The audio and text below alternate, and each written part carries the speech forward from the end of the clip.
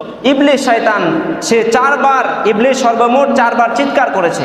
মুসনাদে আহমদের বর্ণনায় আসছে, রন্না ইবলিস আরবা রান্নাতিন, ইবলিস শয়তান তার পুরা লাইফে, তার পুরা জীবনে চারবার উচ্চ কণ্ঠে চিৎকার দিয়েছিল।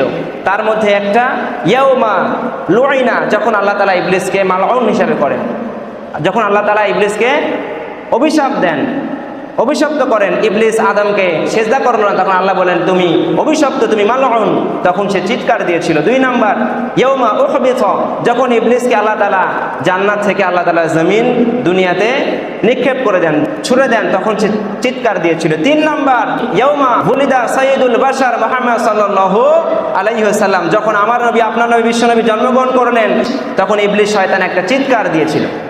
4 নাম্বার ইয়াউমা নাযালাত ফাতিহাতুল কিতাব, যখন আল্লাহ তাআলা আরশে আজিম থেকে সূরাতুল ফাতিহাকে নাজিল করলেন, তখন ইবলিস শয়তান সে কষ্টে, সে রাগে, সে চিৎকার দিয়েছিল।